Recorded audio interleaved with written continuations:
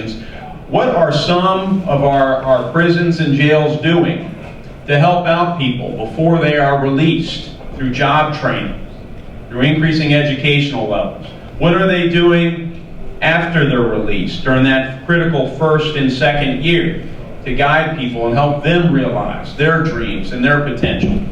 And we're getting better at studying these models rigorously so that they can be scaled up and adopted other places. And you know what? If you can get private investors to say, okay, I'm going to invest in this idea in Indianapolis, Indiana, so that we get more people integrated back into the workforce, more successful return citizen stories, then we're going to pay these investors back out of all the money it saves the government in the future, right? So we want people to be self-sufficient. It's dignifying, it's self-satisfying. It allows you to take care of your families and to help out a friend in need and so forth. Everyone wants that. And so to the extent we can provide that, that frees up resources where we can pay back those people who are generous enough to help you succeed. So with that, I try to remind myself, though difficult sometimes as a member of the House, that I have one mouth and two ears, and I'm just happy to listen a bit more this evening, and bless y'all who helped organize this event. Thanks for having me.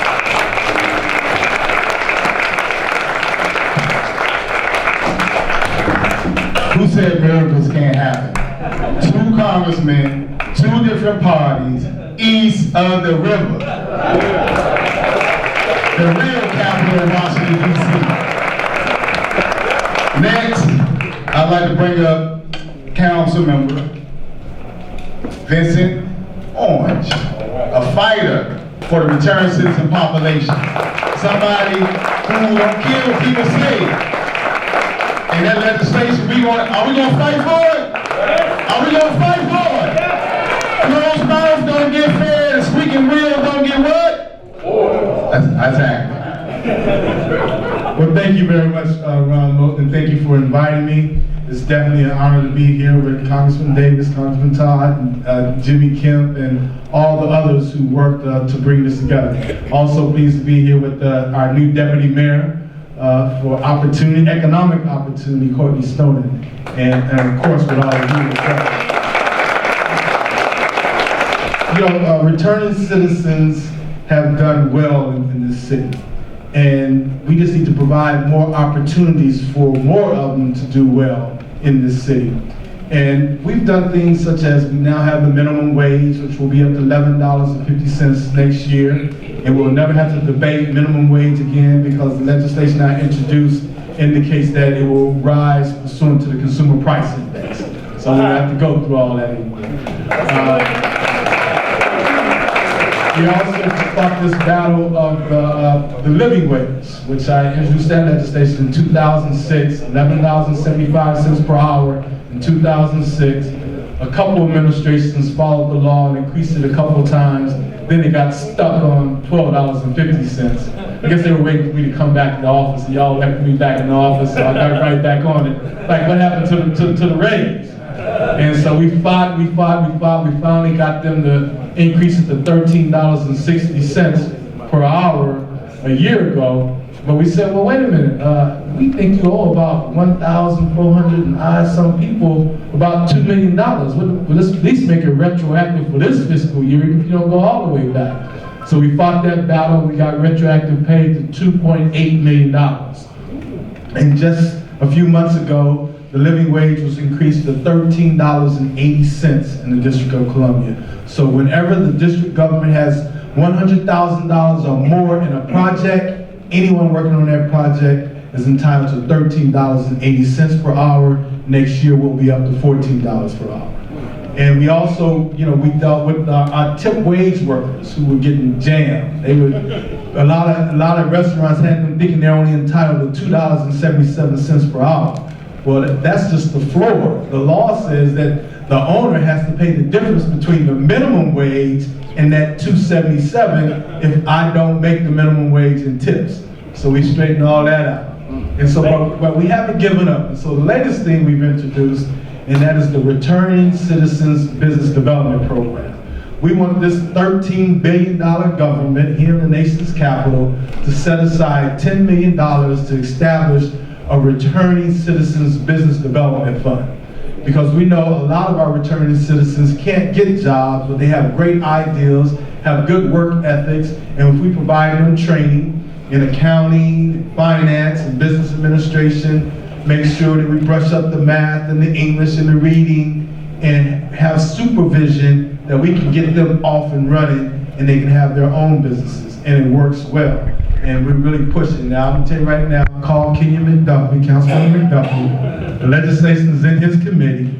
You know, he's from DC as well, Washingtonian, and let's get him to at least have a hearing on this bill, you know, as we move forward to our rainy day fund, getting ready to hit $2 billion. And Wall Street has already told us, when you hit $2 billion, that's enough. You got a nice rainy day fund. Right now, we're at $1.85 billion in our rainy day fund. $2 billion represents 2 months of working capital, and that's enough. We're one of the best financed cities in the nation. So now we just have to make sure we get the money back into the community and circulate it. So we really want this business development fund to put the expertise in the administration of that fund and give people an opportunity to move forward. On June 23rd, the chairman will be hosting a hearing on my bill to provide free tuition and fees for anyone that desires to go to UDC Community College to get an associate's degree. If you heard President Obama's State of the Union address this year, he called on us to step up to the plate for community colleges because the high school diploma is no longer the bar. The new bar is that associate's degree. And we have to start making sure that our citizens have an opportunity to get a good education and at least get to that associate's degree. And that really should be a right for anyone who deserves to work hard. Now there's going to be some catches. You have to finish that associate's degree within 2 years. You have to maintain a 2.0, and you have to be involved in mentoring and community work. So you have to do some things as well. But we think that would be a great opportunity. We also have been looking at Maryland, and what Maryland does when their folks get a GED, then they turn around and give them a high school diploma. And I was not aware of this, that you know, in the armed forces, if you have a high school diploma, you can just go right in and apply. But if you have a GED, there's only a certain percentage that they will take. And so Maryland has been providing high school diploma to the people who have the GEDs for quite some time. District government, you know, we need to catch up. And especially since the GED requirements have become more rigorous, they are tough these days. So, you know, it's just a way for all of us to really come together and work together and make sure that we all have that pathway to a better quality of life. And let me just end by saying the District of Columbia is doing great. We've come from this $518 million deficit in 1999 to $1.85 billion in the bank, cranes everywhere. I mean, we're one of the hottest real estate markets in the nation. But you know who cleans our streets and keep this city clean and safe for us? It's our clean teams. And the clean teams represents our returning citizens. It's a good policy. When people walk around, you know, you can tell that you're downtown because the men and women are in red, white, and blue. If you're on Capitol Hill, those guys are in blue. If you're in Golden Triangle, they're in yellow and gray. And the good thing is that we convinced the council, and the mayor signed off on this, is to increase that living wage to make sure every person on that clean team gets at least $13.80 per hour. And when the clean teams came and testified in support of that increase, it was great to have, you know, people that, you know, returning citizens say, you know, Mr. Orange, it was just great when my kid asked me for $5 and I could go in my pocket and hand it to him. It was great for me just to now own my car. It was great for me just to go out and get an apartment. And obviously we all can count. So if I'm making $13.08 an hour, if I get my lady to make $13.08 an hour, that's almost $27 an hour coming into the household, and you can move forward. So I just think that it's a great opportunity. As long as we all stand together and stick together, we would do well. And I'm pleased to be here, a part of Jack Kemp Forum. Jimmy Kemp is good seeing you. I don't think I've ever really met you. I've met your dad on many occasions. And it's just great to be a part. And thank you all. And whatever I can do, my door is always open. And let's just get this done for our returning citizens so we can all have a better quality of life. Thank you all very much.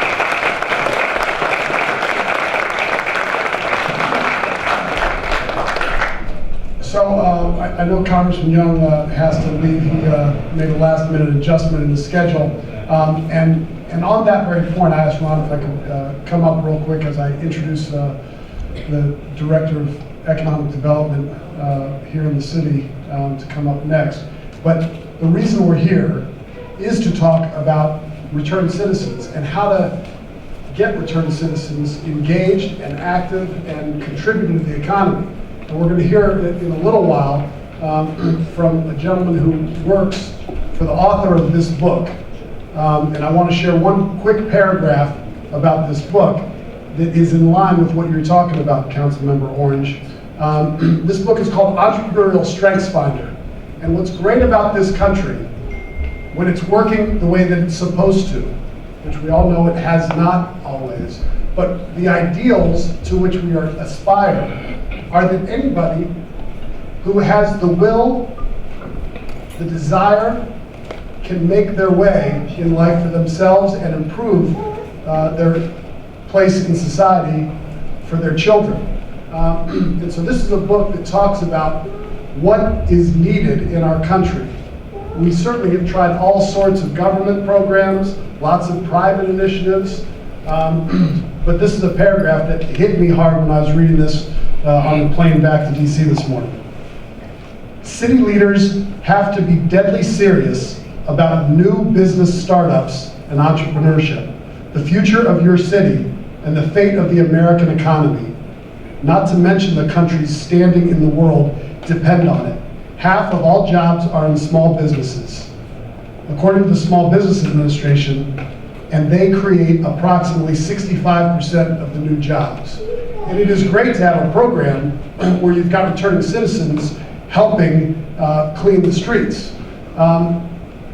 But we also want returning citizens to use their entrepreneurial skills, their God-given gifts, which are described in this book. There are 10 of them, and there's an assessment tool in here that helps each of us figure out where we fit on kind of the entrepreneurial scale.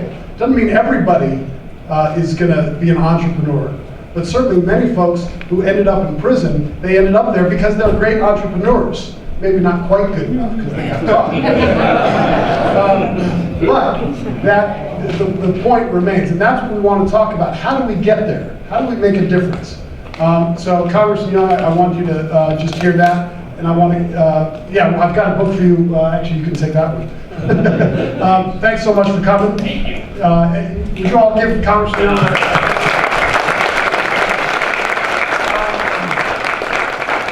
So in addition to being a congressman, my father was Secretary of Housing and Urban Development from 1989 to 1993. One of his signature programs is called HOPE. I think we're on HOPE 6 now. Home ownership for people everywhere. And the idea was, how do you get people to own their own home, to own their property, to align the incentives of their lives with their reality.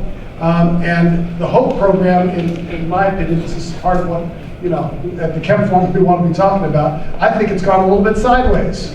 And we need to talk about some really well-intended programs that exist and how they can better serve the population they're intended to. So with that comment, I want to bring up one of the women who I know is fixing not only that, she's not necessarily housing, but when we talk about economic development, we're talking about where people live, their jobs, where the opportunities are, and all those things are aligned, and so I know she's thought a lot about it. Please bring up with a hand of applause, Mrs. Courtney Snowden. So first, anywhere Ron Moten tells me to be, I will be, and mostly on time. So today that was true again today. It's an honor to be here, certainly with all these folks in this front row, but certainly all of you as well. Now, here's a story, Jimmy, that you probably have never heard. My dad played football with your dad. Oh, he did? I didn't know that. He did, yes, you did know that. Now here's the thing. There was a moment in time where I flirted with being a Republican. It was in high school, don't judge me, right? And you're not. And my dad said, well, if you are a Jack Kemp Republican, then I will be able to deal with it. That was only half true. We'll talk about that later. But I want to thank you so much for the opportunity to come. I am Courtney Snowden. I'm the Deputy Mayor for Greater Economic Opportunity. It's the mouthful, and the title has changed a couple of times since it was created. We have in my office an opportunity to do what almost no one in government gets to do, although we have some really important helpers working with us to get it done. I, in my cluster, have the Department of Small and Local Business Development and the Department of Employment Services. And so you can imagine a significant amount of our focus is focused on making sure that we can help returning citizens get connected to employment, but importantly for those who don't want to work for someone or find it difficult to work for someone, to get them connected to their own, to help them develop their own entrepreneurial skills. And like so many have said today, so many of our young people, particularly who find themselves incarcerated, have found themselves running an enterprise. It was an illegal enterprise. Now we want to run in legal enterprises, and the Department of Small and Local Business Development is here to help them do just that. One of the things, today I would call today the Returning Citizens Day. I was at a Returning Citizens Conference this morning for women, and one of the things that I talked to them about over and over again this morning was that if all of us were judged by a singular mistake or a series of mistakes, all of us would be in pretty big trouble. And what government has a responsibility to do is to make sure once a person has paid their debt to society, that they come back to the communities and are able to contribute to the community and make it better than when they left it. Y'all agree with that? Yeah. So what I think has to happen is we have to do a fantastic job of supporting those who want to start their own businesses, making sure they have the resources necessary to do it. I can't wait to hear more about this legislation, Mr. Orange. Because what we know is that if our returning citizens become employers, they will employ people from the very communities that we are trying to jumpstart through my office. So I look forward to being a partner with you and the Kemp Foundation and so many others around this room. And I'm eager to have you give us a call, reach out by email, and talk to us about ways in which we can support the efforts in critical ways and really push the envelope for our returning citizens. We know we can get it done. Our office and the Deputy Mayor for Greater Economic Opportunity, our office is really focused on expanding economic opportunity for every single citizen in all 8 wards. And so my hope is that you will join us in that fight. I know Ron will, because he's in my office pretty often. Thank you so much and enjoy. Now my team is staying. I have to run to another event this evening, but my team will be here, so make sure to get their contact information. Rahman is in the back. Tina's actually regrettably coming with me. But you can talk to him and get plugged into us very easily. Thanks, Ron.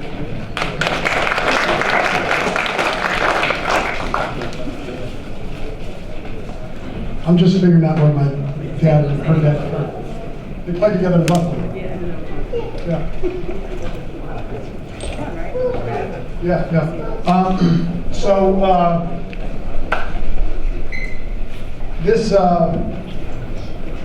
We hope you all enjoyed the food. I know I did. I just got some food in my bag.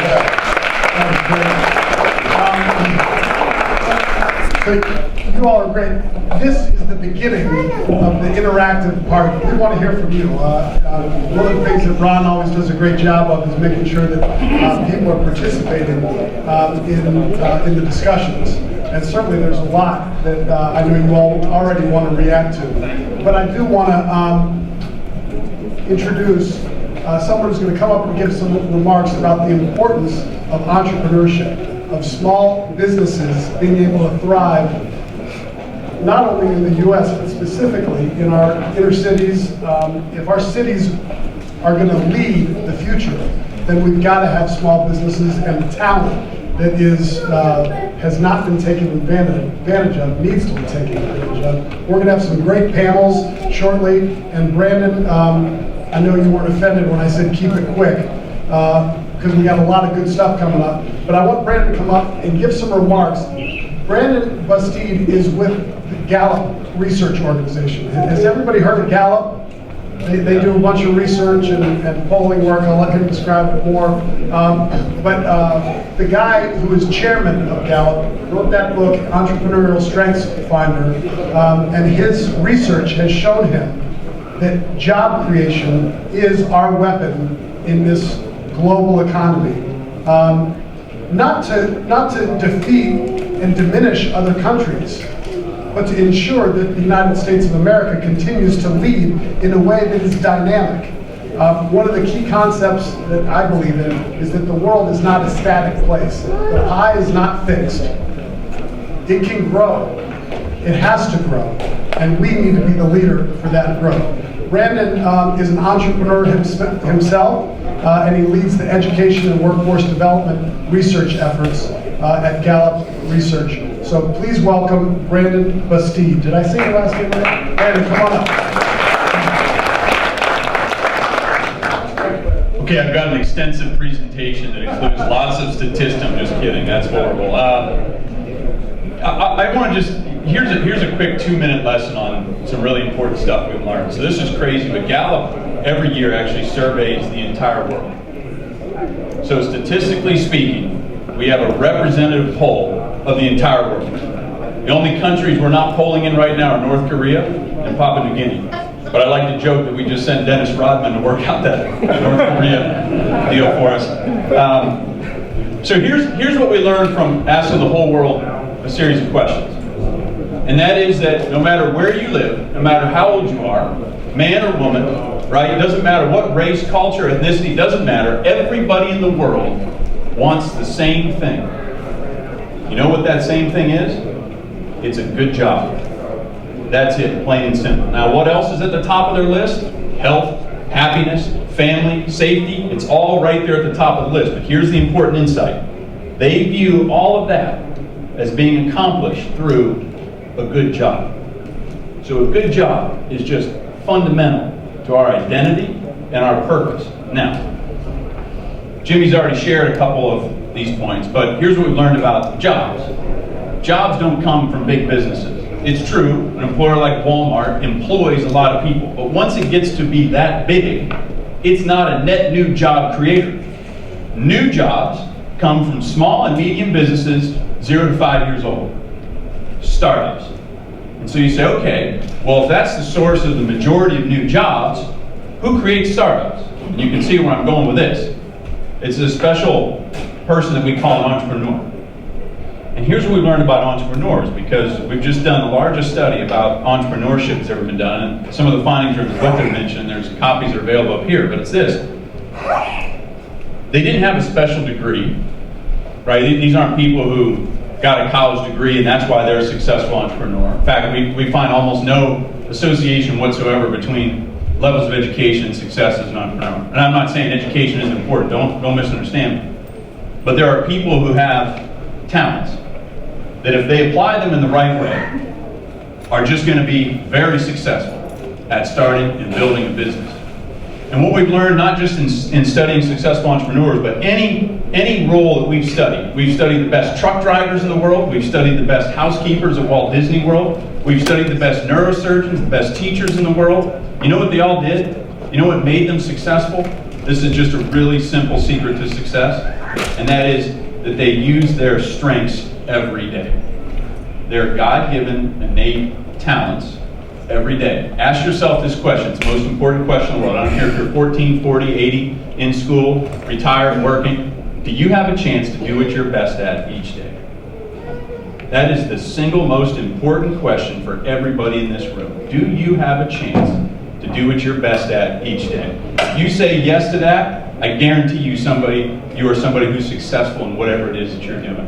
So here's the thing we've learned about this. People don't develop through their weaknesses. They develop through their strengths. You got that one too? She's plugging that into Google right now. People don't develop through their weaknesses. They develop through their strengths. Here's the thing. If you focus on your weaknesses, the things that don't come naturally to you, the best you're going to do is become average. That's the absolute best you can expect. Now, I'm not saying if you can't read that you don't learn how to read. That's not the kind of weakness I'm talking about. The things that come naturally to you, if you develop them, there's no limit to where you go with that. But if you focus on your weaknesses, the best you can hope for is to be average. So here's the important thing. You think about schools, you think about how we look at people and organizations. Every one of us every morning has a choice, and that's this. We can either look at people through a deficit-based lens, or we can look at them through an asset-based lens. What do I mean? We can either choose to focus on what's wrong with them, or we can choose to focus on what's strong about them. And if you think about what we're doing in schools, this is the same problem we have everywhere. This isn't just about prison and returned citizens. This is a problem in schools because less than 50% of the students in our schools today have a chance to do what they're best at each day. And what do we do for students who are kind of behind? They're lagging behind. What do? We put them in special courses. What are those courses called? Remedial courses. Does that sound like an exciting thing to be in? They don't need remediation, they need acceleration. Right? And what are the people doing who are trying to fix schools right now? They actually call themselves education reformers. This sounds like a word we use in the reform, right? How many of you, by the way, are excited about being reformed? Can you just raise your hand real high? I've never, ever, in any audience, had anybody say that they're excited to be reformed. Maybe re-energized, maybe re-engaged, maybe re-inspired. There's a lot of other words we can use, but it's certainly not reformed. I get no inspiration out of the idea of reforming anything or anybody. So we can either focus on what's wrong with students, what they don't know, right? How ineffective teachers are. We could get real negative about this whole thing. We have a choice. Every one of us wakes up every morning and you can either look at people through a deficit-based lens and focus on what's wrong with them, or you can focus on what's strong about them. My simple point here is that for all of us, it is the secret to success. Doesn't matter what kind of role or job you're in. And so the idea of providing entrepreneurial opportunities for returned citizens is a home run, because it is a pathway to economic development, not just for them, but for other people in the community. All new jobs, almost all new jobs, come from startups. And by the way, you don't have to have a college degree or an advanced degree to start a business. That might help in certain respects. But if you have the talents to start a business and you put those talents to work every day, if you focus on what's strong about you as opposed to what's wrong, there's no limit to what you can do. That's all I have to say about that. Thank you.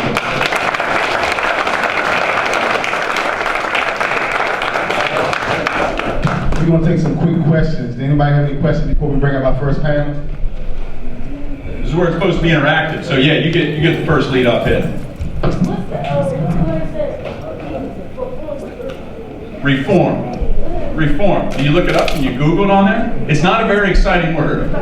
It's not a very exciting word. I mean, in simple terms, it's to change something in a negative way. That's kind of the connotation that it has, right? It's not a very motivating and inspiring word. But yeah, when you get a hold of Google or dictionary, check it out. It's got a pretty ugly definition. Yes, sir. You say re-energize, re-inspire, re-engage, not reform. What would you define the difference between reformed and transformed, as in transformation, which is transforming into a lifestyle that one is not accustomed to? And the other thing is, would you support entrepreneurship becoming a part of the high school curriculum where it's taught in our DC public schools? Because I can take 4 questions. I went to a global economic summit a couple of years ago, and it said that entrepreneurship was the means of surviving in a changing global economy. So again, yeah, in short, we're not doing enough in schools to provide pathways for a lot of different talents, right? If you just think, so this is one thing we've learned about talent. Talent is like a fingerprint. Every single person on the planet has a unique talent signature. The key is whether you use those talents to do something. Because just because they exist doesn't mean that they become strengths. It's like a muscle. If you don't use it, it atrophies, right? So here's the point. There's a lot of people who have natural talents to be successful business builders. There's virtually nothing that our school systems are doing today to encourage that, identify that. But here, we're real good at finding kids with high IQ scores because we test them and we figure that out. So if you do real well on tests, school's kind of exciting for you. If you don't, it's not, right? It's almost that black and white. But if you were to think about what else we're good at, we're good at identifying great athletes because we have talent scouts that are looking for that. Imagine if we had the same energy around identifying people who have natural talents for building business. We'd engage them in totally different ways. And whether that happens through school or mentoring or after-school programs, the answer is we're woefully short on opportunities to identify that kind of talent right now. So we're gonna wrap it up right there because we're short on time. We have 3 panels that we had to get up, but what I would ask, with Jimmy's approval, to bring you back. Because no, you're great. You know, I don't just boast and just say stuff. I got a lot of what you said in a short amount of time. And I think it's important to have people who understand and can relate the message that we embrace. You know, a lot of times people come into our community and say things that makes no sense to us. But everything that you said, I keep it real, everything that you said made sense. And we need people like you, along with the other change agents that's in this room, a lot of people we've been working with throughout the whole week, or the last 2 weeks to make this happen. The change agent, Django, Stewart, I mean everybody who's been working with us to make this happen. We also need people like brother, yes sir. One thing I really wanted to say about it, I was at a meeting of the top executives of a major corporation, and the same presentation that we've just seen is what they got from the author of the book. Oh, okay. He was the keynote speaker at that dinner. Same message to a group of business executives in this corporation. It works for them, it works for you. So we got 3 panels to come up. So you can get. Thank you all. It's a pleasure to be here. Yeah. So let's give a round of applause. Before we bring the panel up, we need to get all the returned citizens who volunteered to work at the zoo to come to the front. And those who were advocates of returned citizens, Vaughn, Rudy, John, Stewart. We're gonna make this real fast. Brother, you're not gonna, you're not gonna come and do that here. You're not gonna do that here. I'm not saying something stolen, okay? I see some teenagers right there, I like to talk about life and being a leader. How about that? Is that like that? Being a mentor, they need help. They need people. I have a lot of section. I'm sorry, Ron, what are we doing? The awards. Oh, the awards, where are they? We're not gonna bring the awards, we just gonna get you to speak on it, because we're running out of time. Okay, so we wanted to recognize these men. Sir, we're going to give you a chance to talk. Oh yes, yeah. We had people who had to leave, and so we just wanted to get them up here and recognize them for their work, because these men all showed up at the zoo and helped make sure that. Who wants to describe what you all did real quick? There you go. All right, great. How's everybody doing? Hey, brother, we're gonna give it to you real soon, okay? My man. Hey, listen, I'm Flavor from 93.9 WKYS. I'm also with East River Family Strengthening Collaborative. A lot of these brothers that you see up here, we all went up to the zoo. A lot of you may be aware that from time to time there's violence, or has been some major violence, if they want to call it that, at the zoo, where our young people may go up there on Easter Monday and they want to have a good time, but get sidetracked along the way. Well, what we did this year was we all these gentlemen you see up here, we all went up there together and made sure that the zoo was safe. Made sure that people could have a good time, enjoy themselves, walk around without having any altercations. And despite what any media may have said, we didn't have any issues up there. We had a really good time, and the young kids enjoyed themselves, and we actually enjoyed hanging out with them. So that's what this is all about right here. And I think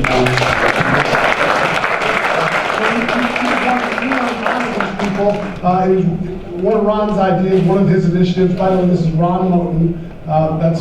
That's his name. My name is Jimmy Kemp, and all these men are servants who have committed their time and their passion. not all of us. Not all of them. Most of them. But we Flavor wanted, just hangs out with us. but we wanted to recognize them, and we've got awards for them, and we're gonna give them to them later, right? So now, We're gonna bring up the first can we panel. give them a round of applause? Yes, give a round of applause. Also, some of these brothers are the Farmers for Peace, and we have a lot of activities on the fly in the back. We ask you all to spread the word to your friends and bring people out, because what we're doing is uniting to bring the city together. This ain't about Ronald Moulton. This is about these brothers and us coming together as one to do what we have to do. And together united we stand, divided we fall. So without further ado, I'm gonna bring up the first panel. Mr. Bolter, your team.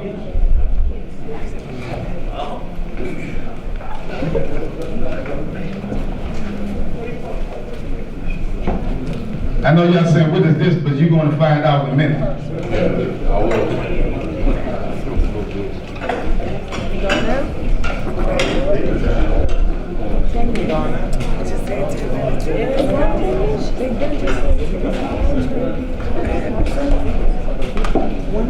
So, I'm going to get right into it. And I also want people to stay. We have people as far as Baltimore coming. So I'm asking people to come inside who want to stay and shut the door so we can be respectful to people who came to give us something good.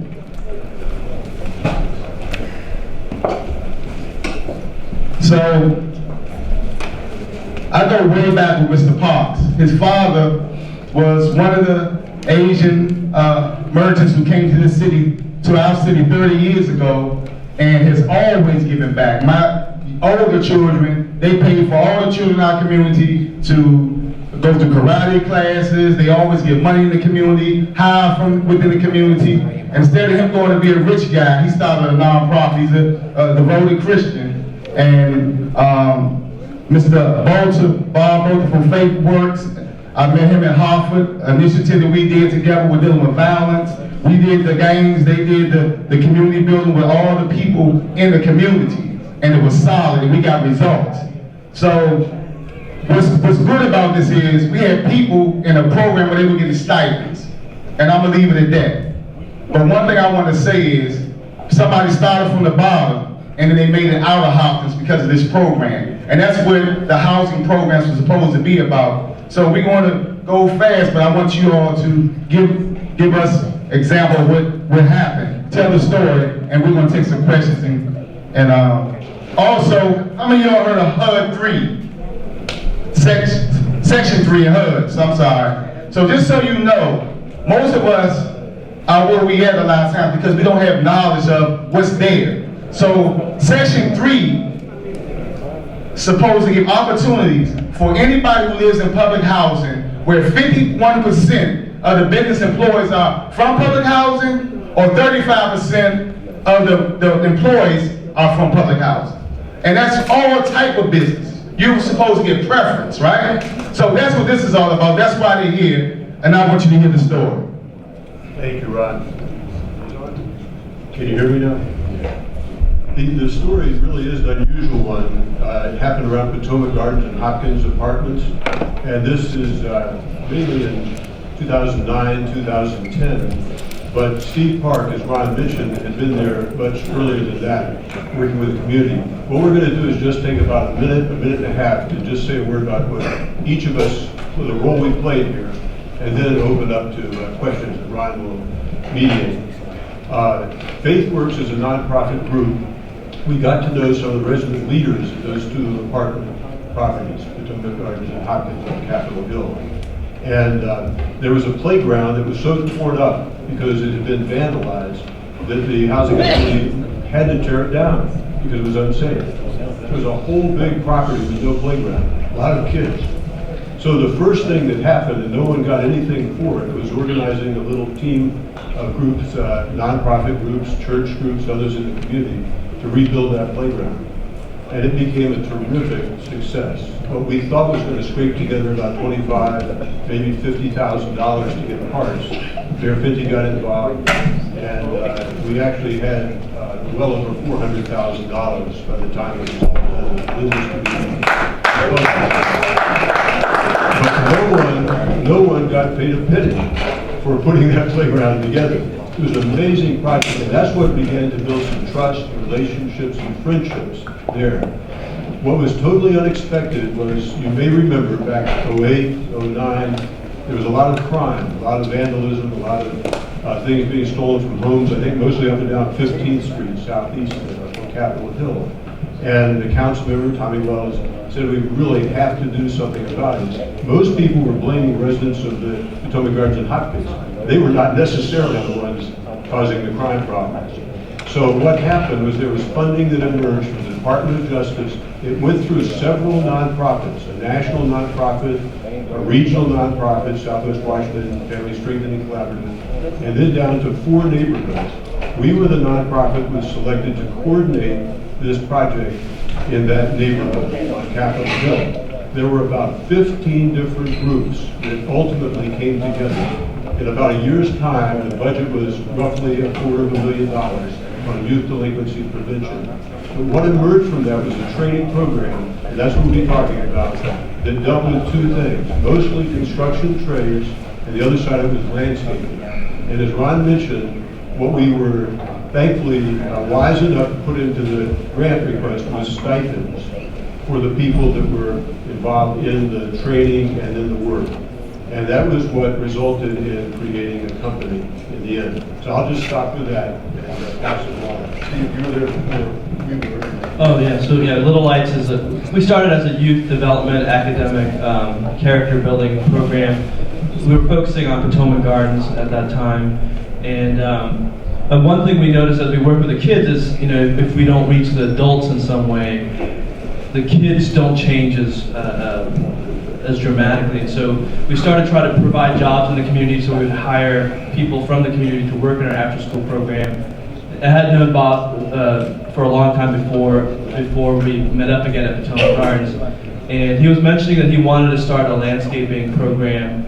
And you know, Dave and Blake here, I had known them for many years because they had supported Little Lights, they had donated to Little Lights, they had our kids come to their house for a little retreat, and so they were friends of Little Lights. And I said, oh, I know a business, a family who runs a family business in landscaping, you should talk with them. And so I introduced the Dunleavys to Bob, and so that's how they got involved. So maybe I'll pass it on to them to just share from their perspective.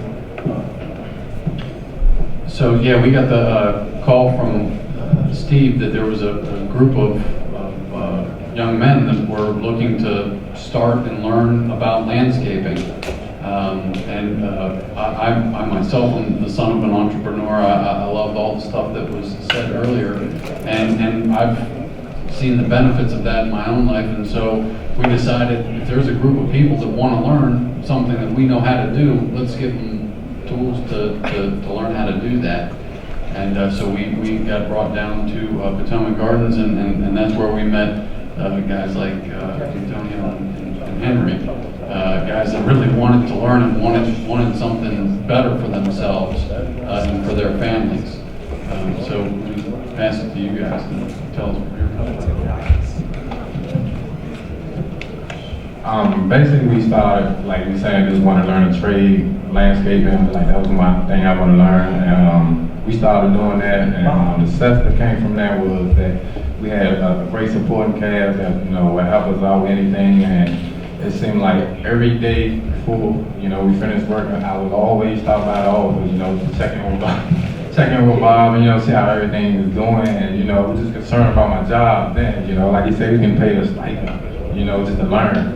But the hard work paid off because our first year we started, we got our first contract with DC Housing with the manager at Potomac Gardens. They gave us the first shot, to do the lawn around there. And these guys here, Dave and Blake, who helped us donate the equipment, which we appreciate that from you guys, who really got us started to do the work. And after doing the work, like a month later, we went rock bottom, like we square one.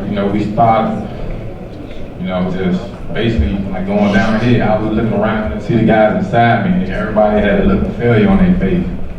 So in my eyes, I look at them, and it hurt me. It was like somebody out of the group got to step up and make something happen. And that's when we got met Steve, and Steve, a Little Lights took us over underneath their company, and 4 years later, Clean Green and moving strong. And you know, the success from that is like whatever we do, no matter how hard it is. A lot of people say it started from the bottom. This came from the bottom. In 4 years now, I'm a manager of the Clean Green team, and you know, we just building work day in, day out, and we like to thank for all the people who've been supporting through our rough time. And you know, I'm so blessed to be in y'all presence to share this with you guys. Like, it was an amazing journey. So I'm gonna ask a question. Which one of you all stepped up first? It's normally somebody who stepped up first. That was you. I mean, I stepped up first because you know, everybody was looking for me to do all the work, like to do all the talking like I do now. So it was like, well, I guess God was meant to be. And I'm kind of a, you know, laid back person, quiet, you know, observe everything. But that time I had to speak when it was time. It was that time. You know, I wanted to see the success that we're doing now, just keep going. And you know, we need more people supporting us, helping out with more, you know, jobs and stuff. You know, we do a lot of good work. What were the challenges? Keeping the faith, man. It's so hard, you know, to give up on things. You know, what keep me going is the faith now. It's like we pray day in, day out. Like we pray when we first start in the morning, we pray when we end work. Because if we think that, you know, everybody worked and got back home safe, you know, injuries, and you know, they can go back with their families, no problem. So that was some of the stuff. And how many contracts do you all have outside of Potomac? And one thing I wanted to correct Vincent Owens on, the clean teams that he was talking about are good, but in this city, there's a certain team, the Golden Triangle. Yeah. If you have a record, you can't clean up. And that's by DuPont Circle in Georgetown. Amazing. So, but you can answer the question. What were some of the other projects you had outside of Potomac Gardens? Because outside of Potomac Garden, I know like 2 years ago we had like 15, 16, and right now we had about 40, like close to 50 jobs. Okay, that's right. So, 2 questions from the audience. Like to give a question, bro?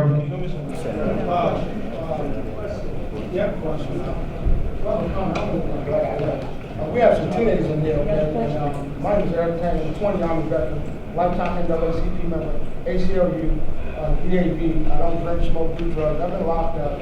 Not saying I look down anyone, but I'd like to identify the young men that are here. They're probably 18 under it. They weren't talked about at all.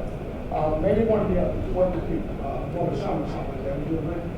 Yeah. Okay. I'm a leader in every sense of the word. I'm not afraid of responsibility. I'm a father also of a young 17-year-old who lives in Pittsburgh. I will tell you that I live in Fort Washington, I own my own home.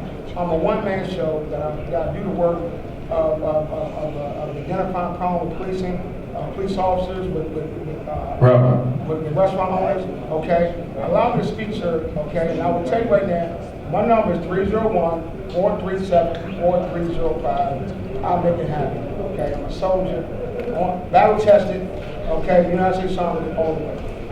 Does anybody else in the audience have a question? Stand up. Washington Forum. I'm just curious, have you all approached financial institutions in terms of funding and support for capital, and what type of reaction have you gotten from them? We haven't really approached like banks. Right now, the Clean Green team is under our nonprofit called Little Lights, and we do a lot of fundraising for Little Lights to help provide extra capital when necessary. But you know, right now the Clean Green team is pretty economically self-sufficient. But so we haven't really approached banks because we didn't really want to borrow money and pay interest because we didn't have that much margin to begin with. We do apply for some grants to help us, maybe equipment costs. We've gotten some small grants to help us purchase extra equipment and things like that. But we really haven't. Banks haven't been an avenue that we've really looked at very much because they're probably going to charge us a lot of interest and give us a lot of. It'll probably be difficult to get the loans to begin with. So we really have gone to our supporters as well as the contracts and just building contracts, trying to be efficient with our resources. Yeah, and I actually work with them and volunteer with living.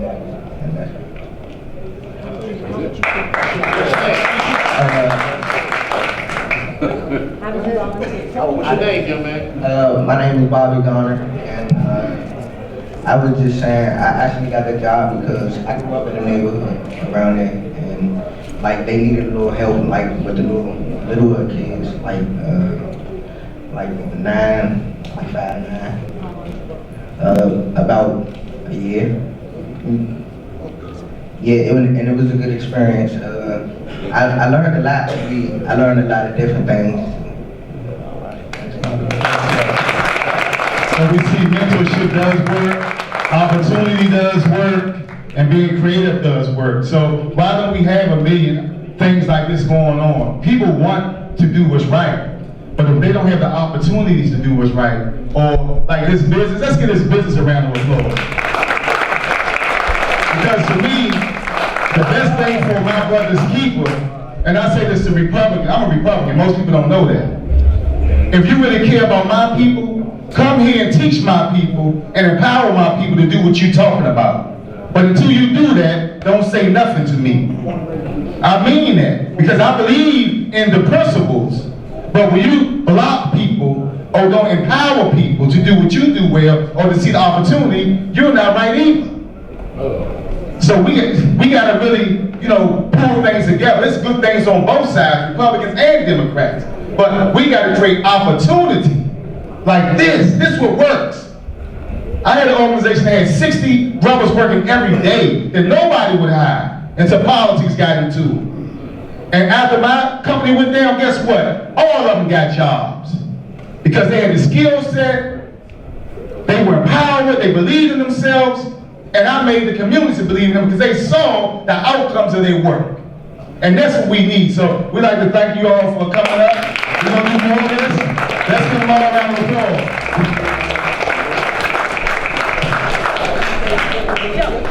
So the next panel that I'm going to bring up, Treyon Warren. I'm going to make sure I say her name right, a returned citizen. She looked beautiful too. Come on up. There's a bunch up there. Kenise Hughes.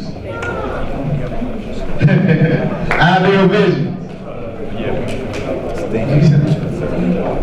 So I'll tell you a little bit about both of them. This sister right here, and can y'all, Dan, shut that door for me.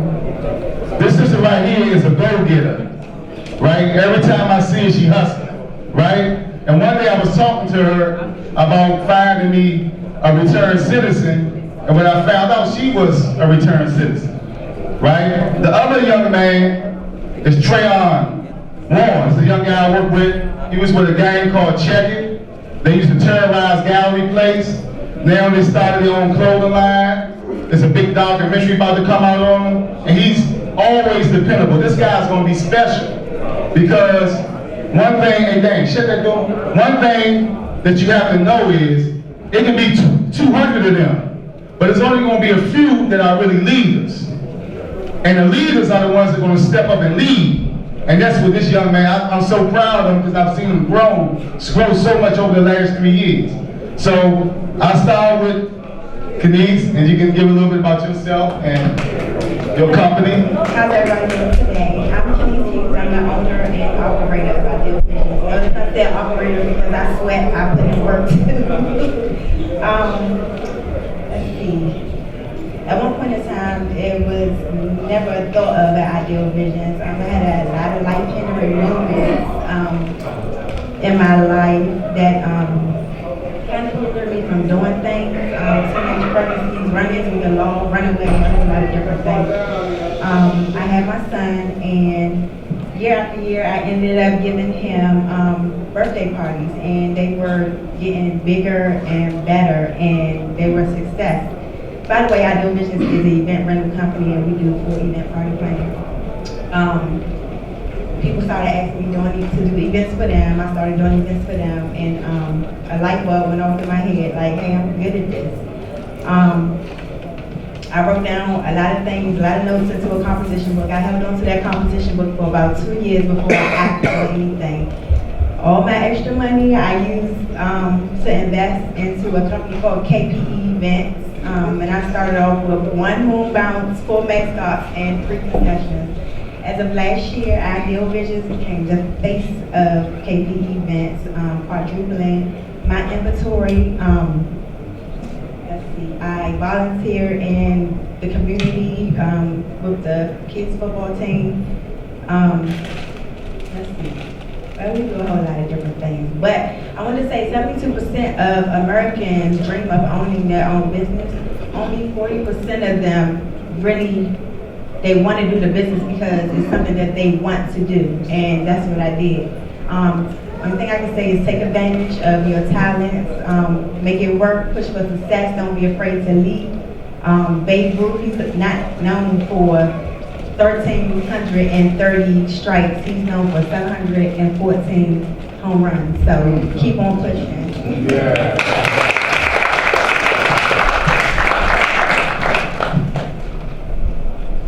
I'm Trey, I'm an original member from Check-It.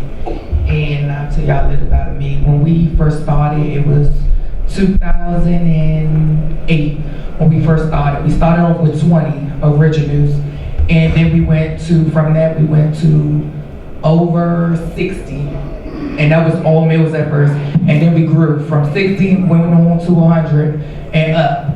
So where I'm at now, everyone still, like, if I go around DC, everyone still know who I am. We did a big transformation in our life. A lot of us are working, and a lot of us that I didn't even think that we working to have a job, they have jobs now.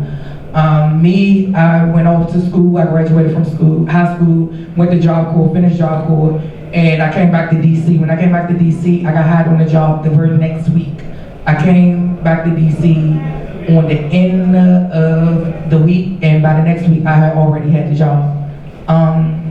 Besides that, we working on, we have our own clothing line coming out soon. Y'all, for information, Ron will have the more information for that. We have our own documentary that will be soon coming on TV. They working hours around the clock working on that, and just a lot of other things that we working on, the big change that we doing.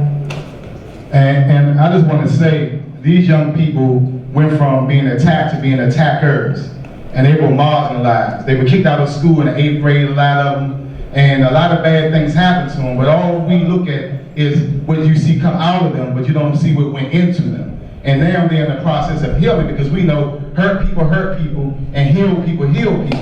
So what they're doing is, with their clothing line, they're going to be giving a percentage back to their population that they once were, and become mentors themselves. And my thing is, I believe in teaching people to do what I did. I'm 45 years old. I'm not going to be 70 years going around talking about squashing beefs, hustling the people. You do that when you're young. Now it's time for me to teach, and it's time for them to grow. And as long as they want to absorb it, because everybody's not going to absorb it. And in America, the time we live in right now, we really don't have time to waste on people who don't want to absorb it. But those who want to take it in, we got to make sure we support them and uplift them.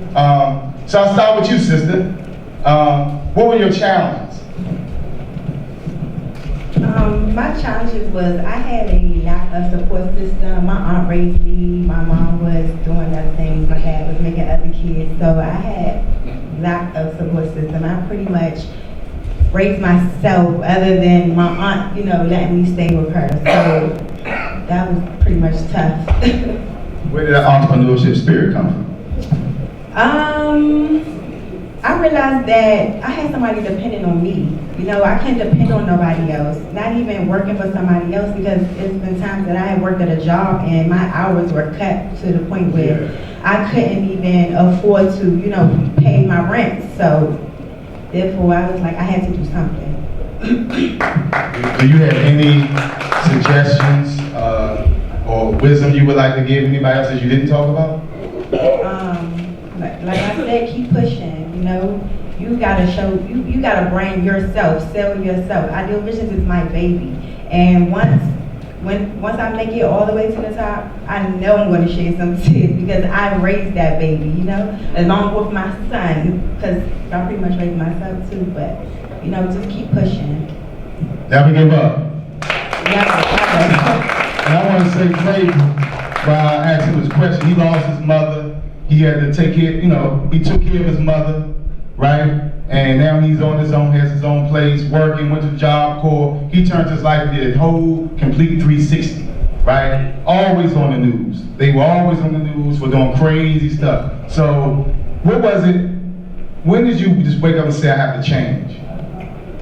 When I woke up and said I had to change was when I lost my mother. And everyone in the whole family depended on me. Like I was the nation's bank. And planning a funeral is hard when you don't have no money. And what people don't know is I learned so much planning that funeral, and I wanted to help other people. Because within the time losing my mother, every week it was a different death. And what people don't know is during that time, the Checky lost someone too. So it was a week out each other. So my friend lost his aunt. My mother went first, my friend went second, then my friend aunt went third, all weeks behind each other. So there was 3 funerals in the same month of each other. And that was a wake-up call for me because no one had money, no one knew where to get them from. I didn't know how to plan a funeral. I was giving up because at that time I was still in school, I was still in Job Corps, so I had to make a decision to give up on Job Corps or to stay. And because I knew my mother wanted me to stay, I stayed and I finished. And with doing that, finishing that, so I had during that time, I planned a funeral and was still in school at the same time. So I'm up in Baltimore, back in DC, up in Baltimore, back in DC, like every day. And I just knew that I had to change. So doing everything for the documentary, because I didn't want to do it at first. I just didn't see no interest in it. And that was a way for us to actually be ourselves on camera and express how we feel, and everything was just real. We didn't have to hold back on anything. And that's just a way for people to believe us, because no one believed in us because they heard so much bad on the Check It and the things that they were doing, but they never would say all the good things we were doing. Like no one ever talked about everything, how we help people and everything. And I've been helping people since my mother been gone. And before my mother been gone, my mother had 6 kids, and I was the only one taking care of her and being in school at the same time. So, and can you tell them how, when the opportunities came, the fashion shows, about the church, to let you do certain things, how that opened the eyes of a lot of the people with you to see, because he always was a visionary, but some people couldn't see. But when they start seeing the lights, the action, the cameras, the opportunities, tell them how that affected some of the people around you. When we first started, we went to one church. I will not say the name. We went to one church, and it was about 6 of us. And in that church service, it was specifically talking about gay people. And what we didn't understand was why every service when we come into this church, it's about gay people. And as we went around and we put money in the collection plate, and we was talking, we wasn't talking, but every one of us, he hugged us and gave us a hug and said, God bless you. But he hugged no one else. But when we went to Reverend Tony Lee Church, he was the first one, that's where we was accepted at. We got to sell out shirts in his church over and over again. He's located in R.I.S.E, in the bottom of R.I.S.E. When we first, he was the first one to actually open his doors up to us and we sold our shirts and our stuff in his church. And we attended his church every Sunday after that. But he was the first they was the first ones that actually accepted us into their home, because no one would accept us because they heard so much bad about us. So when we came, everybody looked at us like, oh Lord, they were scared. But we weren't bad people, and that's how they grew. So when you've been around us, you actually get to know who we are, and we're not bad people. All right, is there anything else you all want to say before I bring up the next panel? Oh, question. Anybody have any question for him? All right, all the way in the back. Hold on, here you go.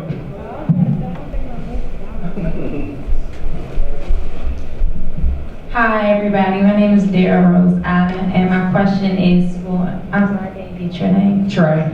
Hi. My question to you is, you're doing fashion and everything. Is it any way that you can like start a program for like middle school and high school students to like help them with fashion? Because there's a lot of students who like have a sense for fashion, but don't really have anyone to motivate them to do their specific style. It's like, you get what I'm trying to I get what you're saying. That is a good question because so many people been coming up to us, asking us, reaching out to us. It's just that we haven't had the time to actually get to it because we've been so busy. Like I'm working a full-time job, so when I leave here, I have to go home and get like an hour's sleep and get up for work. So we're working hard. A lot of us are working really hard, trying to get the documentary finished, trying to get the fashion stuff started. But that question was actually brought to us, and we've been thinking about it. And I think we're going to do it because so many people want us to come out to their schools and saying we need to start our own thing, come to our school and talk, not only to do the fashion thing, but that is a good question. So we're going to look into it. We have been really looking into doing it. All right, let's give him a round of applause. And our last panel, Brother R.I.S.E. Mitchell. This is a powerful brother. When I was fighting with city council, this guy was a warrior down there with me. We was throwing blows, wasn't ducking or nothing. He also was the first. He was the first person to take the helm of the Office of Returning Citizen Affairs. And he also was one of the brothers who advocated to have the laws changed with all of us when we were working about racial relationship and crimes and jobs, right? And this guy is thorough, you know what I'm saying? He's fighting for people a lot of times for little funds. He does civil litigation and he has several businesses that he has. But he had a felony, a vicious felony, but one of only 2 people in Washington, D.C. to come and get passed by the bar, right? D.C. bar, right? Accepted by the D.C. bar with a felony. So let's give him a round of applause. And Rodney Laws, Reverend Rodney Laws, from Down to the Dust Cleaning, and also Brother Chase. I see you came there. Come on up, brother, from Baltimore. These 2 brothers are from Baltimore. See, one thing about me, I network. And these brothers, see, when you start talking about you organized to buy blocks, in Baltimore, you can go get a house for $3,000. So, let's face it, a lot of us at D.C. split. Baltimore, 45 minutes away. So why would you get with these brothers and organize so we can go and buy a block, fix it up, put our own stores on the block, and create some economic promises, right? We can't keep on complaining, and we got to do something. And when these brothers, and I hear them talk about what they trying to do, we went there because we had to connect, right? So I first start with Brother R.I.S.E. Mitchell. You can tell your story and about the business and everything. I don't have to say no more. Good evening, and thank you, Ron, for having me. Good to see you, Congressman Davis, again. I feel so fortunate to be in a position to be able to even address these kind of issues. Ron, like he said, and I have been doing many projects over the years. But one thing I like about Ron, he's about solutions. We're not going to sit here tonight and bellyache about the problem. We know all the problems, most of them do. So we're into solutions. My story is straightforward. I survived the 80s, okay, if you know what I mean. Yeah. Okay, so I survived the 80s. And it happened on both coasts, South Central LA as well as DC. I'm born and raised native here in DC, HD Woodson graduate, all that, right? But those streets were calling back in the 80s. I'm not making excuses. I regret every day that I spent on those streets. I regret every victim that I caused any kind of harm or pain to, right? So I don't romanticize or glorify anything that happened with regard to my criminal history. I regret it all, okay? So I turned that around to really show my remorse, to show how serious I was about being a better person. It wasn't about, just getting a lot of money and going back to school and being important. It was about being a better man, a better father to my kids, a better son to my mother and my parents that were getting older. So I just wanted to be a better person. So it all worked out. And I started thinking about law and all that kind of thing with the law school here at GW, with the UC Berkeley in California. So they locked me up and they also educated me, all right? So that was cool. And so my focus has been re-entry in the District of Columbia, working with this population, my population, to advance our situation, you know, in any way necessary, any means necessary. So we're talking about entrepreneurship today. That's just one pathway to success. We're not letting anybody off the hook with regard to, you know, job discrimination, housing discrimination. We face those barriers every day. So this is not an alternative to go. This is another pathway to success. One of the things I want to impart upon, you know, my brothers and sisters out there who are trying to get into business is to really understand what's involved in becoming a business person. You know, I want to see this book that has those characteristics, because business is not for everybody, okay? And Ron's exactly right. If you have certain skills to stay in the black on the streets, you probably be okay in business out here in the legitimate world, right? But there's certain cultures you got to understand about business. There's the infrastructure you got to understand about business. There's the basic fundamentals about, you know, when you become profitable. How long does it take to become profitable? What do you have to do to become profitable? You know, is your market really in demand out there? You got a good idea, but you got to understand it might not have its time yet. It might be before its time. So you have to do market research to find out the thing or the service you want to provide, is there a market for it, okay? You have to understand that you have to have seed money. You have to find money to do these things. The SBA is one place to go. You have angel investors you can go to. You have to understand that in DC, for instance, registering for a business is probably one of the most easiest processes anywhere in the country. You can do it online. You can do it online and receive your certification, registration online, okay? You can get a general contractor's license in Washington, D.C. without even taking an examination. Does anybody want to talk about? That's critical. In most other states, you have to take an extensive examination to get a general contractor's license, right? In Washington, D.C., you pay a fee, you can receive a general contractor's license that can put you in a position to make a lot of money, all right? So we're talking strictly about business tonight, and we understand all the ills and everything that happens with our population, but tonight we're talking about how to get that money, all right? How to put yourself in position to make money. Not to beg and plead down the city council anymore about what we don't have and what we can't do and yada, yada, yada, but to put ourselves in position to empower ourselves to make money and to be self-sufficient. Now again, this is not letting the folks off the hook, because for many years I've been fighting in the area of employment discrimination, housing discrimination for our population. So we're not saying that we don't face that anymore, or that we're not going to try to pursue those opportunities, but entrepreneurship is certainly another way to go. I'm going to pass the mic to my panelists.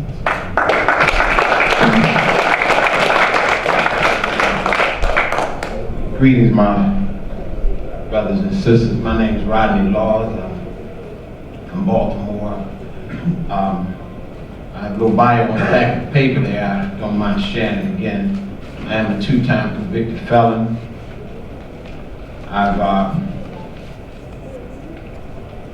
When I first came home the first time, I felt a sense of entitlement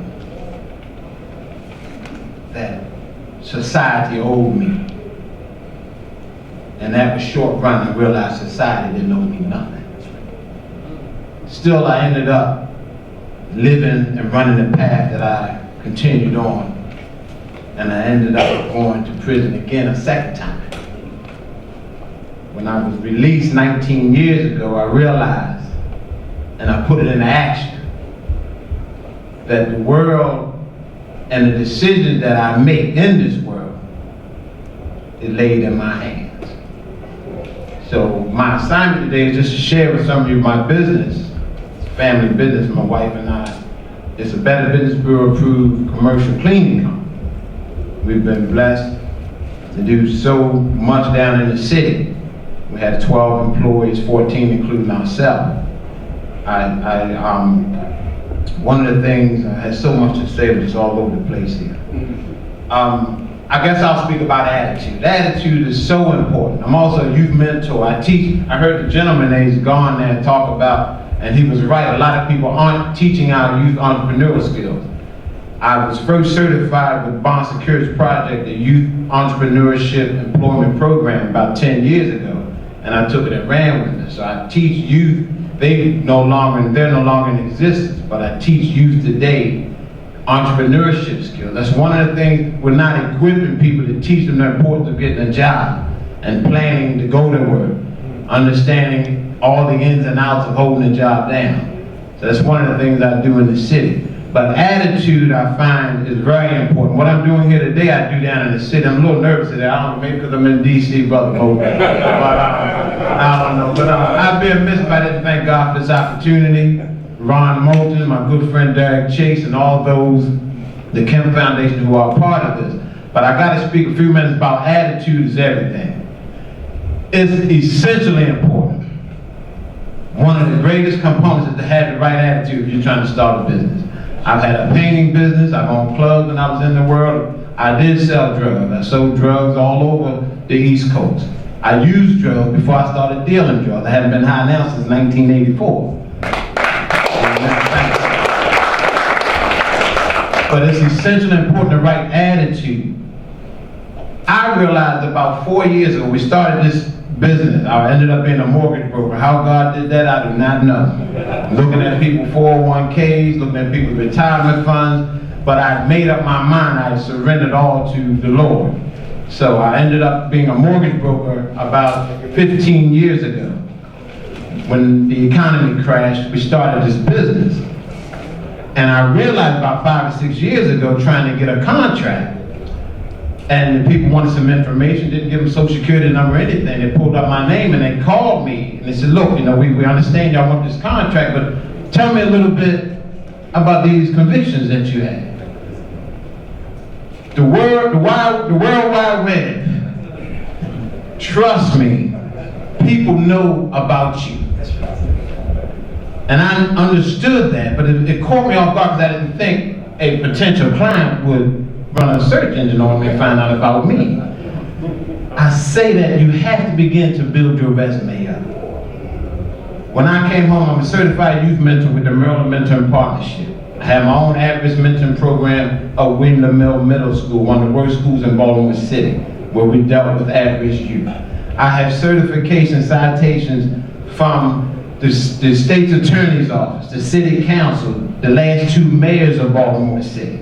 I have citations with Elijah Cummings' signature on it. I'm still supposed to have been here tonight. Elijah Cummings know me. Build your resume up. It's all about attitude. We tend to feel a self-entitlement as we've been incarcerated. We come home, we try to make up for the time we lost. Nobody's gonna give you nothing. So my charge today, if you don't get nothing else, everybody can't run a business and be in charge. Some of us got short tempers, we can't talk to folk. Nothing wrong with partnering up with somebody who can. You know, if you're the player in the backfield, that's fine. You put somebody else out there who's more sociable than you. So it's a point, just know the right attitude and being able to take the humble road. Anybody can, and the brother's right here, everybody can't be an entrepreneurship, but everybody can be part of a business. And I have to say this, and this is no respect to the brother, and I appreciate everything everybody's doing, but we as African Americans, we have a problem with sticking together. Every culture, every ethnicity, they come together and they do well. Our problem is not uniting together. So the first thing, we get our attitudes together, and we come up with a plan. And when you start that business, don't worry, right now I might have this nice suit on, tomorrow I might be scrubbing toilets, burnishing floors. I still get my hands dirty, and I'm one of 13, 14 employees. When you begin whatever business you start out and get some cards, pass them cards out to everybody. I don't drink, I go to social hours, I go to happy hours, I pass my card, I strike up conversations in restaurants, at the gas station. I network with everybody and anybody. You don't know who you're gonna give that card to. If they can't use your business, somebody else can.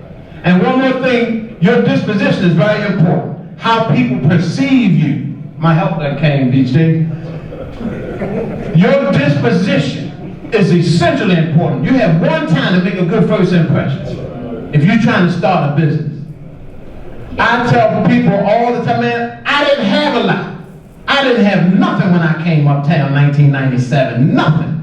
But But I did have an entrepreneurial spirit. I've been hustling all my life, since the age of 9. Soda bottles, metals, everything. Worked in the corner of the store. The young guy's gone, I had a word for them, so I won't talk about that for the sake of time. But I've done everything as a youth, as an adolescent, to work. Go to Goodwill, go to Salvation Army, get you a nice starch shirt, a white shirt or 2, starch. I went and brought khakis, I brought wingtips, cat toes, Salvation Army, Goodwill. A first impression is only going to be a first impression. Thank you. First and foremost, it's definitely an honor to be here in Washington, D.C. You know, Washington, D.C. is kind of a sister city to me. Because one of my first businesses was a guy by the name of Raheem Devon. So he didn't call himself Raheem Devon, then he called himself Devon. And Raheem, most people don't really know a lot about Raheem, but Raheem got shot real bad in Baltimore. He got shot 5 times, left on the street and died. Most people don't know that. Raheem went to college with my wife.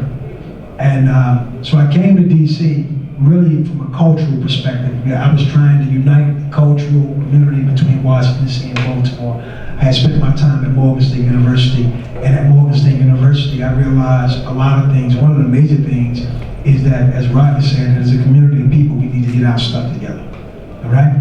I had the opportunity to travel the entire world, and Marcus Garvey was one of my greatest mentors, and Marcus Garvey said, wherever he traveled, you know, wherever there was black people and white people, he said he saw black people on the bottom and white people on the top. And the more I traveled, I saw an even greater reality. I saw a reality wherever I went, people were on the bottom of their own struggle, regardless of race, culture, or creed. They were on the bottom of their own struggle. So I created an organization, a corporation called the Universal People Improvement Corporation. All right? And Raheem Devon was my first client. Raheem came to me and said, man, I want to sing. I said, you want to sing? I said, can you sing? I said, yeah, I'm just going to sing. I said, man, you can sing. So we created a strategy. At that point in time, the internet wasn't popular. We wanted to put Raheem on 1 million pieces of paper. This was the strategy. 1 million pieces of paper. And we wanted him to do living room concerts in 500 living rooms in this area in Baltimore. And we probably did more than 500. So Raheem's career was built in the living room. People wondered why before he had an album out. You know, Raheem had 8 albums out before the Job album came out. You know, we were being played all across the world. All across the world. This little guy, Devon, Raheem Devon, was played all across the world. We did a deal before he had the Job deal with Jazzy Jeff, BBE Records in London. We were on BBC Radio in London, broadcasting the biggest radio station before Job. But I say all this to say is that the main goal in business is to help somebody or help something, help a situation. So you don't need to necessarily know much except for what you want to impact and what you want to help. Me, I have a great love for people, and I believe, you know, my father told me this, and I was telling a friend of mine as we were driving down. My father did 7 years in prison before I was born. My father is not truly my father. That's the truth of the matter. Is my father. I call my father is not my father, but he's my father. But my mother met him in prison when she was going with a friend to see her brother. He's my mother's best friend's brother. So he came out in 1972. I was 1 year old, so the only father that I ever knew was this man. In prison, he had got training right around the turn of the 70s. Bethlehem Steel was all up and down the East Coast, and he was training men in prison to become welders. Right, my father was one of the people who, by the time he was 21, he had spent 7 years in prison. So, you know, that's 60% of his life. I mean, 40% of his life. So, coming out raising me, he always would tell me this. He said, man, I don't want you to use your hands. He said, I want you to use your mind. So, my perspective of understanding the world was, how do I use my mind to make money? So I'm a Park Heights guy. Anybody know anything about Baltimore? You know, it's just like Southeast DC. We hustle everything, you know? So with that hustler spirit, I began to see opportunities and began to create opportunities around the things that I wanted to impact. When I got to Morgan State University, I looked at the community, a disconnected, disenfranchised community at college, and I said, wow, man, we get to make a change here. And at this point in time, I was up on my studies real heavy, Nation of Islam, Marcus Garvey. I was in my books real heavy. And there was this white guy, nice guy, beautiful human being. I come to know and respect him later in life. But in my spirit, I was in a war mode. And he was out there selling hot dogs to all these black people every day. I said, man, you can't sell hot dogs. You gotta be kidding me. You can't sell hot dogs. Somebody gotta sell hot dogs. So in that spirit, that I was in at that moment, I went and bought a hot dog cup. Put my hot dog cup right where his hot dog cup was the next day. I'm straight out of Park Ice and mugged him every day. I got my hot dog cup, people. And it was an old woman. She came to me. She said, baby, she said, I've been watching you. She said, you don't have to do that. She said, what you're doing, you don't have to do that. She said, that man has been here for 7 years. She said, what you need to do is get your hot dog cart and move it down the block. She said, just make your hot dogs better than his hot dogs.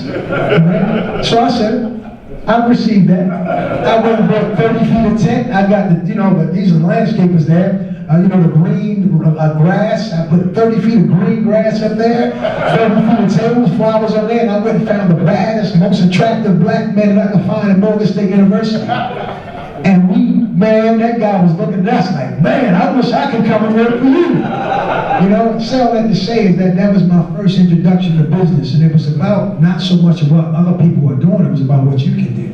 And it was about having a respect for humanity. In order to be successful in business, you have to have a spirit down. Business is war, no doubt about it. Right? I went to war with him economically, but initially I went to war with him because I was mad at him. So I went from being mad to understanding I need to provide a service. So I know there's a lot of things being said, but I'll just say this in my conclusion, is just look inside of you, realize what you want to impact in life.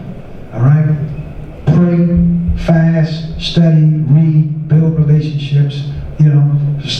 Ultimately, the best guide is to find someone or somebody that did what you're doing and follow them, do exactly what they do, and just come to power. Step by step, go through the process and live your dreams. Live your dreams. That's my advice. This is a little bit, I'm just going to make one comment, I'm going to take the question straight to the floor. It's something that I'm going to talk about because me and you do the same guy, Reverend James Bell, who did a lot of training with us. And we later found out that we were trained by one of the same guys. And one of the things you talked about, I just want you to touch on, because one of the things, and I'm not married, but one of the best things you can do is build institutions through marriage, right? And that's one thing that we don't do, because right here in this world, only 91%, like I said earlier, of the children that's 15 to 17 years old are being raised in intact families. And if you got marriage, you got banking, you understand agriculture, economics, there's nothing that can stop you, spirituality. But I just want you to, for 1 second, touch on your plan that you're working on, that you came up with marriage, and then I'm gonna go to the floor, because I think that's important. When we talk about business, that's, when you look at all the wealthy people in the world, just know most of them are married. A lot of us don't want to accept that, but that's real. And as African Americans, we got to start back embracing that, because marriage is something that will get you through a lot of hard times, through ups and downs. And who wanted to die lonely anyway? That's right. So again, first institution is marriage, family, all right? So we created an organization called the International League of Families. And I say it's the International League of Families because, again, what I learned from Marcus Garvey, what I learned in my travels, is that people are hurting. The divorce rate in America is over 60% for everybody, across the board. So we say, black children are being raised in single-family household. All children are being raised in single-family household. So what we did is we created a model. It's called the International League of Families. It has 13 traditions. And what it does is it takes 7 to 10 of the close relationships that you have, all right, and it gives it a platform, all right? It explains and teaches, number one, it not only just explains and teaches, but there's a training module that teaches you the basic foundation, give you a base level consciousness in what we say the 9 areas of human activity. I won't name them all for the sake of time, all right? So it gives a base model to how do you come together to do business. So in order to be a member of the International League of Families, your family has to be incorporated.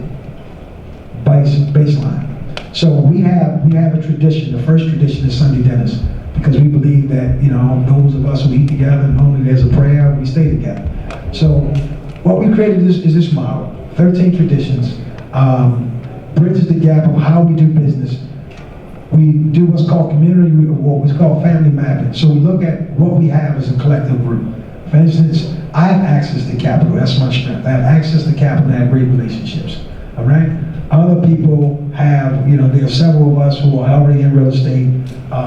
One of the businesses that we're doing right now, that we're building right now, is this whole aging population, home health care. So we looked at within our organization who had properties, all right, that they were doing nothing with or were getting very little rent from the properties. So what we're in the process of doing is we're transferring those properties into, you know, where the profit margin was, you're making $125 a month on your property. Now we're able to put 4 families of four aging people in there under the assisted health care, giving them assisted health care, and now we're able to provide jobs, of course, and that, instead of that being $125 a month, now you can make $4,000 to $5,000 a month off that same particular property. So the international legal family, in short, basic structure, it's a business structure, how you do families, how you do business. The second thing is how do you do politics. So we work to leverage our collective political strength, all right? We identify areas where, you know, there are opportunities, and we pull out resources, we influence that area. We say right now, you know, everybody saw what happened in Baltimore with the uprisings. We created something that's called the Coalition for the Transformation of Better Baltimore, all right? We built a network of 120 organizations where we are going back in and we're remapping the city, in terms of the resources. I mean, I don't want to take up too much time. It's so complicated. You coming back? Don't worry about it. You know what we doing. I'll come back and talk about it. Okay. So with that being said, these brothers have a lot of wisdom. So I start with you, and then brother, I'm sorry. Hold on. Yeah, y'all can just. Yeah, my name is Benjamin Lomax, and you know, for years I've been listening to the radio over in Virginia. I'm from Virginia, and I've been listening to the radio for years, and it's always Washington, D.C. Y'all doing this, and y'all doing that. We suffering over there too, maybe even greater than the major cities, because we on the other side of the water, if you know what I mean. Things don't happen over there as much as they happen over here. And so, rather than to sit over there and say, dang man, them dudes always getting down over there, I'm coming over here, man, to collect business cards. Because the same type of event that we see here, we need to see it everywhere. Need to see it in Virginia, need to see it in Detroit, need to see it in New York. So what my thing is, I'm trying to create what I call the Kwanzaa Club. I heard it from Dr. Claude Anderson in one of his speeches. He said we don't have a cultural container. We can go over to Chinatown, and if you ain't got a Chinese friend, you don't know what kind of store you're going into. We've been here for almost 400 years, and everybody knows every single thing about us. Not to say that I'm a separatist, but we've lost our culture. So that's what I want to promote. But the main objective of the Kwanzaa Club, like I said, is a networking system, man, where black men and black women come together in order to be able to network, to mentor the youth. And the best way for me to mentor the youth is to be a shining example in their eyes. I done did 4 prison bits in Virginia. Every time I went into the penitentiary, I became a leader. Moore Science Temple, Nation of Islam, did all that. And was a certain type of person when I was incarcerated. But when I got back out here on the street, I became a very different person. One day, somebody asked me, "What the hell is wrong with you, man? I know you when you inside. And when you inside, everybody's asking you, how do I do this and how do I do that? And you can break it down. But when you get out here, you can't maintain." So I went to a program and they taught me a valuable lesson. That valuable lesson is this. Through my inability to accept personal responsibility, I created all my own problems. So I had to begin to work on me. So just to let all of y'all know real quick, at one time, I done spent 8 years drug, alcohol, and cigarette free. I done spent 8 years donate my time towards returning citizens organizations in Virginia. I sat on the board of directors of a program called Virginia Cares, which might be the biggest reentry program in Virginia. I sat there and I listened board meeting after board meeting, and they're absolutely positively really doing nothing. So I'm trying to get in the paint and do something. We want to ask everybody to keep their questions to like at least 2 minutes so we can get a response, because we only got like 10 minutes left. Also, whoever didn't get a book, please sign your name. Mr. Kemp is going to get everybody who asked for a book. Am I right? So we'll get you the books. So sign your name or put a star beside your name if you already signed up, and we guarantee everybody will get a book. Also, when this is over with, actually to come up so we can take a group picture with everybody to show solidarity. And also, we're going to ask you to come back to future meetings, because this was just the beginning for a returned citizen. We're doing the same thing with our women. I see a sister from the Deltas right here. We're doing our Sisters Keeper soon, and from some meetings that have happened, right? And we also work with our young people. So we create movements, and we tired of the rhetoric. We have to have some action going on in our community to get a positive reaction. So without further ado, I just want to make a comment and say that I commend everything that you do, all the activities you do. And I don't know you other two brothers, but I know David Chet. I met him in '96. We was at the open mic. And Raheem was also there too. And he was singing there. And I'm saying what we're doing in Washington, we have a group called the Brothers Huddle down Bread for the Kitchen. And we're trying to develop our community, get the K2 out to the stores, get our youth to stop killing each other and all that. My name is Sumam Abdul Malik. Black and Eyes Incorporated nonprofit. I also do conscious chess moves. And that's the medium that I use to pull the youth, teaching chess and mentor them. And my group of students, most of them are honor roll students, 4.0. So this is a great thing that you always do. I commend you and David Chase, because I knew you from '96, and everybody's here. This is power. This is our power. And we got to continue that, because we got to unify, organize, and develop an infrastructure. And this is the beginning of that for us as human beings and black people, because we need the healing most. Thank you. Thank you. I'll be extremely brief. First, I'd like to thank everybody for coming out. Thank y'all for having this panel. It's much needed. I'm a returned citizen. I've grown 6 months now, coming home from a 10-year incarceration. It's about pure happenstance or faith, or whatever you want to call it. I'm here. I was cleaning up this morning. My grandma lived with her. She's 88. Early stages of dementia. My aunt takes care of her. I'm running the house helping out, doing as much as I can. I'm vacuuming. I see you on TV this morning. I see returned citizens. I said, oh, I told my aunt, they turned to channel 8, aunt, real quick, what's going on? So I'm trying to get your name. I heard your name before in passing, right now in the face with it. So I'm currently working down the town hall of Arts and Recreation Center, Mississippi, Southern Avenue, through a project empowerment class that Tony Lewis was the facilitator. And I asked him about you as soon as I saw the TV interview. So like I said, I'm here. I'm adamant about change. I've been through a lot. Adversity is nothing new to me. I've been shot when I was 17. My hands were shotgun. I've been in the streets all my life. It's all I knew. I know, now change is paramount. I'm here. I'm looking for opportunities. We need you, brother. We need you. You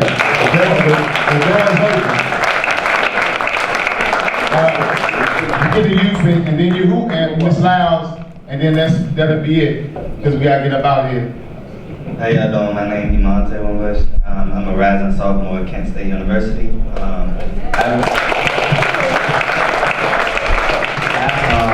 I come from a family where, I have a lot of people who are incarcerated in my family, and I'm the person who kind of sort of changed that norm and went to college, graduated high school, and I'm doing good things. And I recently started a company for me as far as I'm a fashion stylist and I'm a photographer, so I wanted to kind of sort of get some advice on how you guys, you started your business, and how did you grow your business into the success it is today, and what advice could you give a young man like me to, branch out and do bigger things than I'm doing now? What's your name again, young man? Demonte. Like I said earlier, networking is essentially important. Find people with like talents, like gifts, pursuing what you're pursuing. I tell people all the time, sometimes if you're trying to go somewhere you've never been, you got to begin to do some things you never did.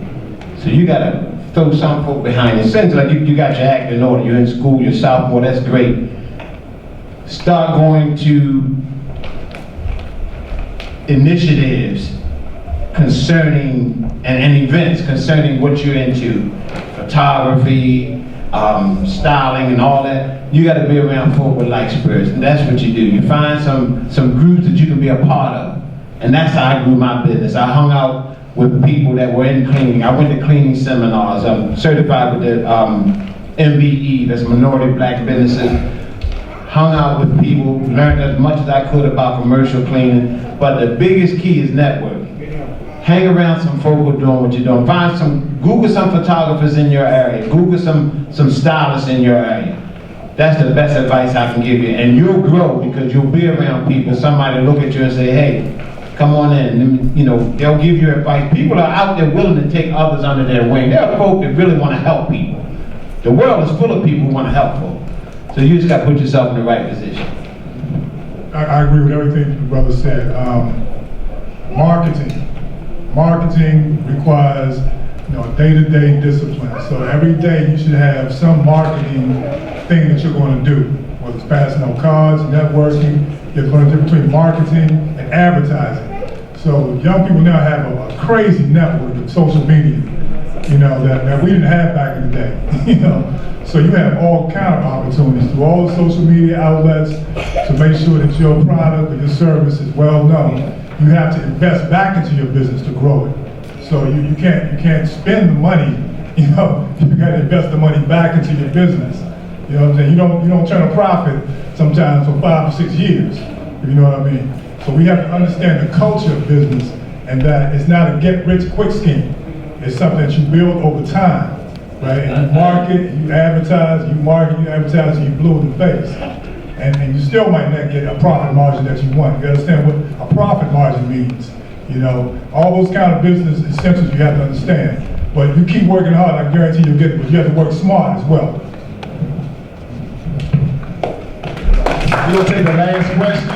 Once again, I ask everybody to come to the front to take a picture. If you didn't get a book, please sign your name. Everybody didn't get one, we get one after we wrap up. Also, I have some giveaways left. I see 2 young people in here. They can have one first, and anybody else who want anything over here from Check It. And from, Under Armour was our sponsor. They gave us 20 items to give away. So I wanted to make sure the young people came early and got it, and anybody else who wants anything from our giveaways from Check It, youngers from downtown Anacostia who have done the Hands Up shirts called Hope Productions. This is what it's all about. So, I'm sorry, you in Mr. Allen. Go ahead.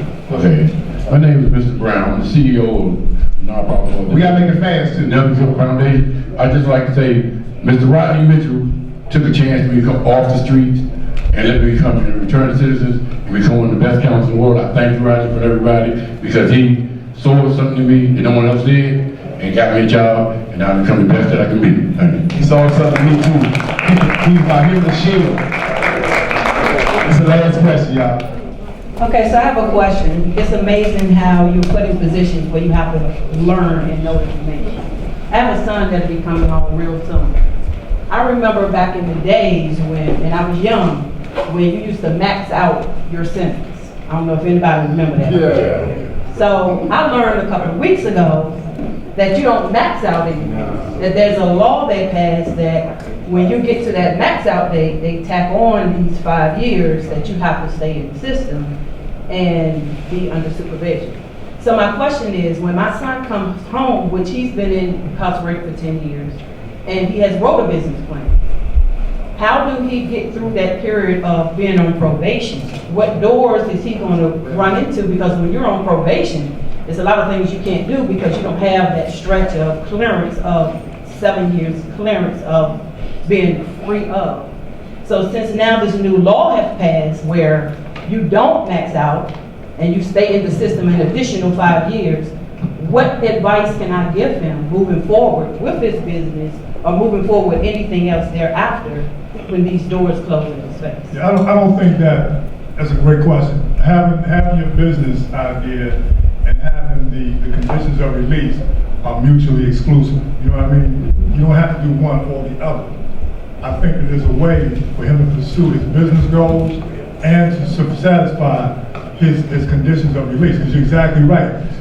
We don't max out. We have public law, we come back to halfway houses, et cetera, et cetera, et cetera. But I don't think those two are mutually exclusive. In fact, honestly, by the time he comes home and reorient to society and family, community, you know, he'll be well on his way to get his business plan underway. You see what I'm saying? Sometimes we need a little buffer time to get ourselves back acclimated to society before we jump right into a business plan, because there's a lot of work. See, anytime we talk about returning citizens, we have to talk about the social things that go along with it. It's not just coming home and jumping into a business plan. You got to get yourself prepared, get your head back in the game, because many things have changed over those years. So I would encourage you to continue to support your son in his business ideas, but understand there's some prep work that has to happen beforehand, and they're not mutually exclusive. So, Congressman Davis. So I think you could connect with some of the different organizations that are established to assist individuals to re-enter. That's what they're really all about. That's what the bill that we were able to get passed, the Second Chance Act, what it does is provide money to organizations so that they can function. I publish a re-entry guide in my community, listing all of the agencies that work with individuals. And so I would suggest that he connect with some of these organizations. Just go to them and they can assist him. And that way he's not functioning alone. He's got some help. That's what they're for. The only other thing I would say, it's really just been a great evening in terms of listening. And there are so many similarities. There's a man in my community where I live who started shining shoes with a kid walking down the street. His name is James Cole. He has a business called Shine King. Everybody who does anything come to Shine King to get their shoes shined. I'm the mayor, the governor, anybody running for office.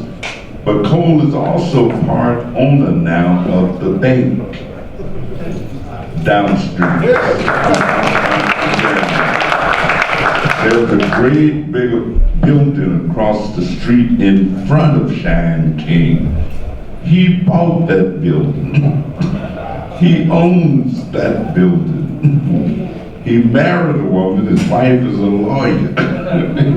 But he's still Shine King. He James Cole, who shines shoes.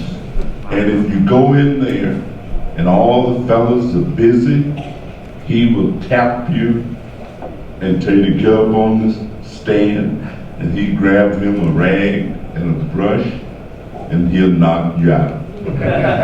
Isaiah Thomas used to shine shoes, a basketball player, NBA coach, whoever. Isaiah used to shine shoes at Shine King. As a matter of fact, he introduced me to Isaiah and his family because they all became personal friends. So start any way you want to start, wherever you start. But first of all, believe that you're going to be able to do it. And don't worry about how menial it might be. I always say that if a task is once begun, never leave till it's done. Be the labor, great or small. Do it well, or not at all. And if you get good at whatever it is that you're doing, people will beat a path to your door. If you're cutting hair, just be good. Just they'll be lined up at your barber shop. I know brothers who can't cut enough. I had to just stop going to their barber shop because I had to wait too long because they have so many customers. So the real deal is just to go out, do it, believe in yourself, and get help, because there's a lot of help emerging along the way. You don't have to do it alone. All right, let's give our Congressman a round of applause. Can everybody come up and take a quick picture? As y'all are coming up for a quick picture, you all have been incredibly gracious to spend your time. So we're gonna organize right up here, Mo. Get us organized. We have too many people. I think we gotta slide those tables back. Make sure you get everybody's card. We've heard how important networking is.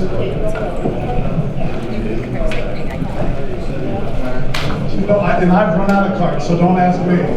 Mine are all gone. But you can give me your card. So let's, Congressman Davis, if you'd come right in the center here, we'll all kind of get organized around you. Hey, Reggie, how you doing, man?